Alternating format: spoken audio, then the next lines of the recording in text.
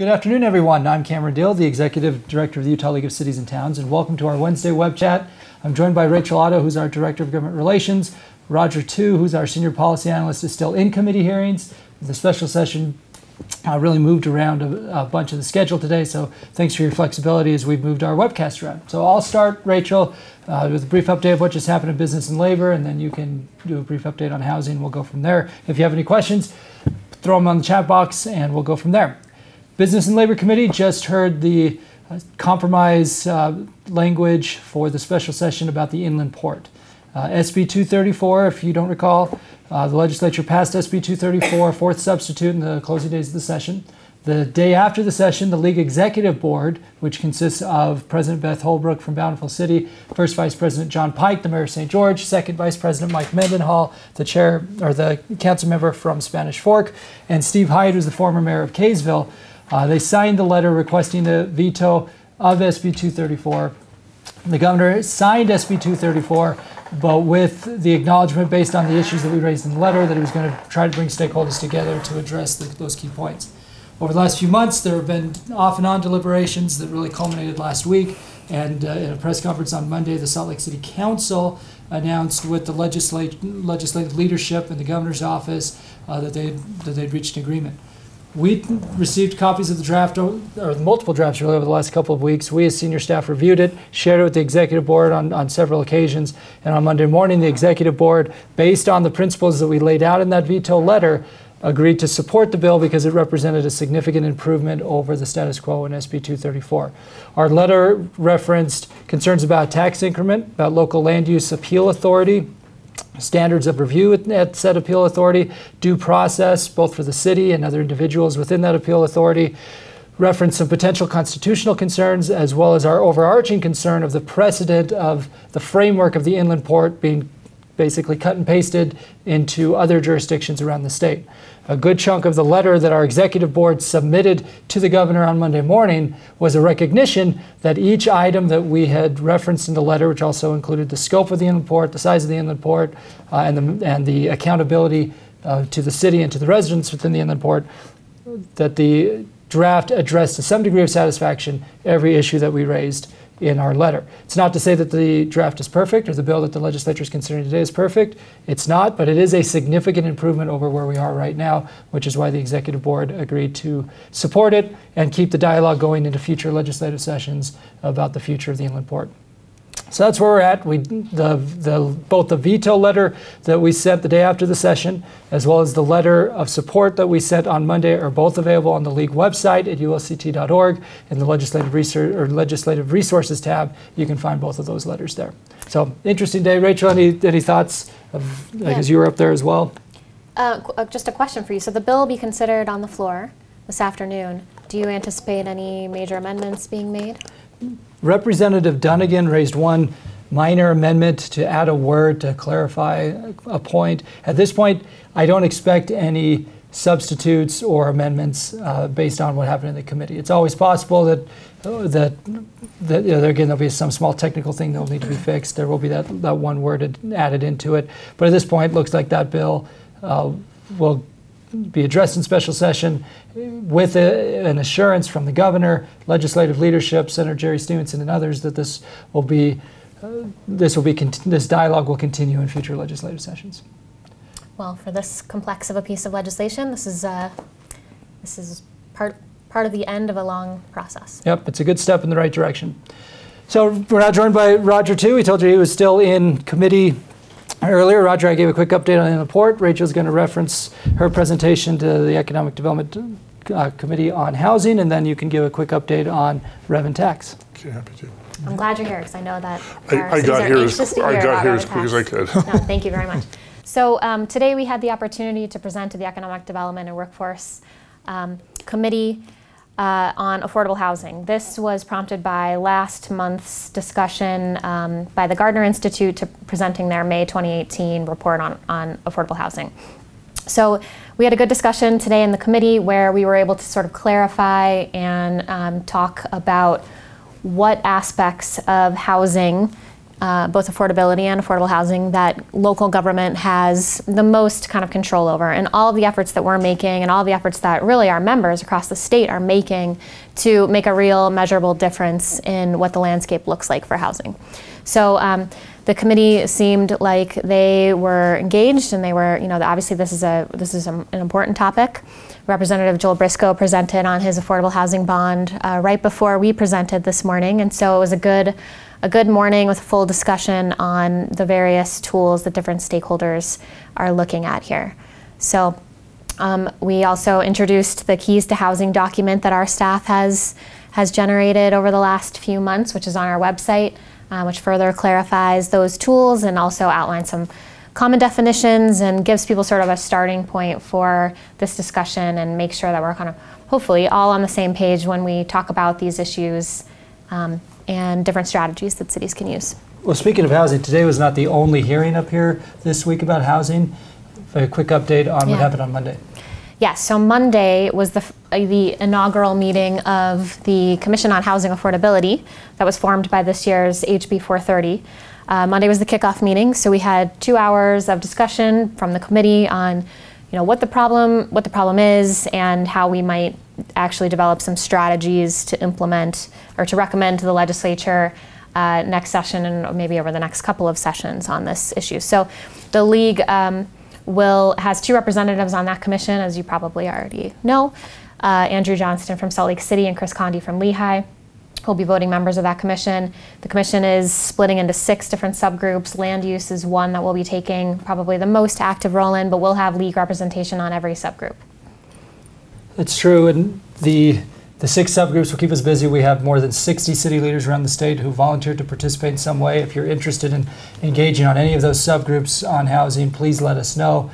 The message that Rachel delivered today, I delivered on Monday, and even yesterday when I met with the Salt Lake Tribune editorial board and Deseret News leadership, is that there is no one-size-fits-all approach to housing policy. That while cities have some keys, as you were referencing the keys to housing, we have some policy-making keys, but there are a lot of keys that we don't have. And so there needs to be this comprehensive perspective.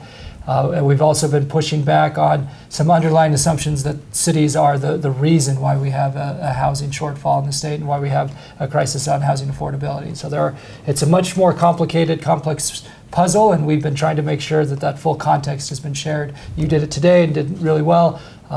We will be doing it over the next few weeks and few months, recognizing that we are part of the solution, but we're certainly not the cause of the whole problem. Thanks. Roger, rev and tax.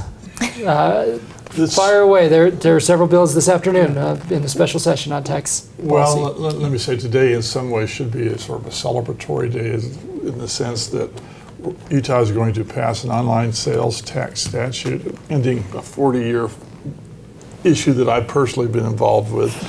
Having said all of that, Rev and Tax held a special meeting last Thursday.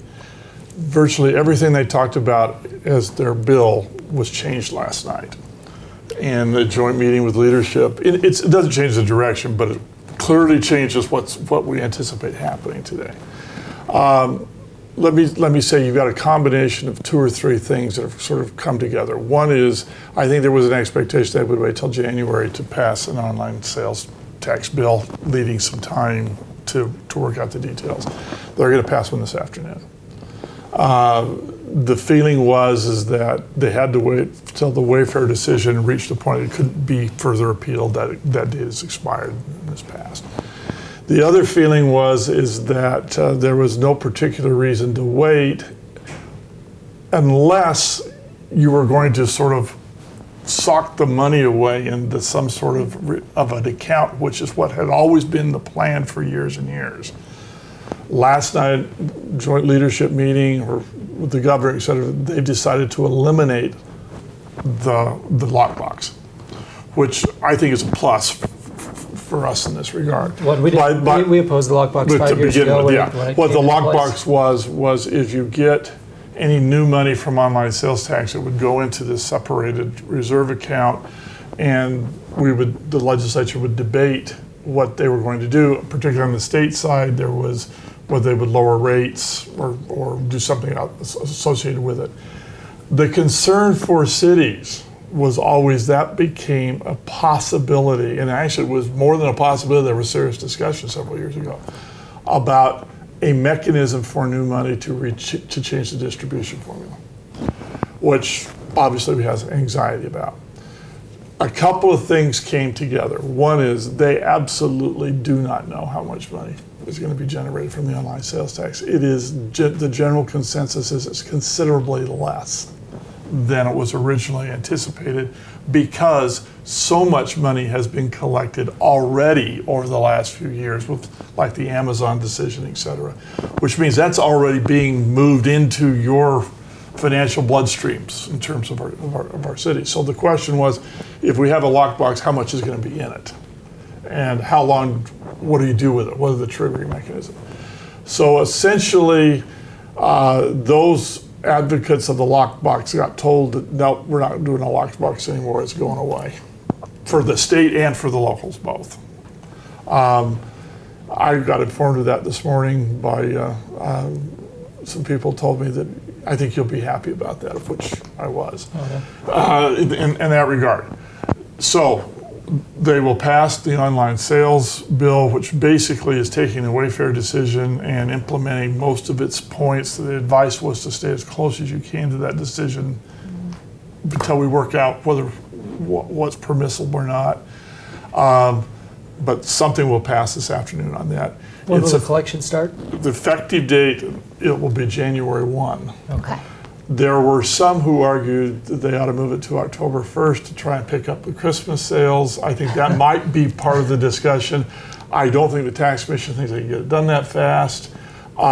Senator Bramble, by the way, is the sponsor of the bill, and that's because he and Senator Harper were the two representatives involved in SST. Oh, they yeah. wanted to do that. Senator Bramble's owned this issue as well, long as I've been up there. I say this as a compliment to Senator Bramble, because one of the few legislators that can chair a committee even though he's not the chair. And then on this particular issue, that's where it went. Now, the part that is a little more troublesome, by eliminating the lockbox concept and future triggers, the 3-year manufacturing exemption also starts January 1. Yep. Right. So in effect, we were hoping that the bill had been passed last year. We all knew it was coming. But I think the feeling was that maybe they would wait till they got this $55 million trigger before they started. Well, the feeling is we're doing away with all contingents. We're doing away with it all. Gotcha. So in effect, that will start January 1 as well. So where we are is, I don't think there's surprises on the negative, in the sense that once new money was there and this was viewed as new money, they had their money to fund the manufacturing exemption. But I think it is a plus that we're eliminating the lockbox, where there's no Absolutely. group of money that we've got to sit there, et cetera, and fight. So I view that as a net positive. Having said that, the bulk of the caucuses in both houses are hearing about that bill now. That simply was a decision made late last night. Senator Stevenson was not overly thrilled about losing his lockbox. They passed they put a resolution up for discussion, which passed with a handful of dissenting votes, saying that we still view that there is a moral commitment. So when we find out how much money we made, that we need to look at such things as changing sales tax rates, et cetera. It's in my mind a nice statement, but once the money's out there and being used, it's a lot harder to get into that. So that, and those were all run into one bill. So the manufacturing exemption, the sales tax change, all of that is going to be one bill sponsored by Senator Bramble. So that's what was basically the meeting was about, was that issue. I view this on the whole as a big plus. I hope everybody does, because well, the fact that the lockbox goes away, that's huge. It is. It's a big deal. I'm sorry the manufacturing exemption is starting sooner, but it was going to start someday. Right. Well, and in many ways, the bill with the manufacturing inputs exemption forces the legislature's hand, because you can only spend the money once. Well, that's the point, is in effect, this is part of the debate. There were those who argue that you need to be counting all of the money that came in from Amazon and everything else as part of the new money when they view what are we going to do with the money? Well, first of all, no one knows where the $200 million came from. The original figure. But everybody acknowledges it's spent. It's out there. So what they're really talking about is they've given the manufacturing exemption, which is in effect their tax cut. Part of that comes out of ours, that's true. To me, that was almost an inevitable outcome at some point in time. Well, they've been pushing that for 30 years? 30 years. So anyway. And they funded it with new money, rather than what our concern always all along was that it would leave gaps in budgets. Yeah. Now, having said that, understand, I am not trying to trivialize, nor should any of the communities who have a high concentration of manufacturing. It is not going to be linear in terms of everybody where it goes. Even I'm talking with Senator, or I'll call him Chairman Balance, I've known John too many years. He made the comment to me today. He says, my biggest concern about this is we don't know where it falls. He's committed to see if we can work on some ways of tracking this. But I would say there's one bill, it will have all of this in it. It will go this afternoon, but most of the legislature is being briefed on it now. With the recognition that all of the big picture policy pieces have been made in years past. Yeah. It's just a matter of really speeding up the timeline of when the lockbox goes out, when the manufacturing inputs comes into effect, and setting the stage for future policy discussions about whatever is left after that. Now there's a bunch of other things that have happened that are income tax related that I think they're doing that in a separate bill. I think they are. They may not. They may roll it all into one. Some changes at the federal level on federal tax reform. They had not. They've got a built-in fairly big tax increase on the personal income tax side, and it's sort of like the lights have gone on. And so, they're going to be making some of those changes on that, doing some corporate changes are part of that as well. But it was a very interesting discussion, because basically it was the walk in and say, everything we talked about last Thursday, forget that, we're starting here.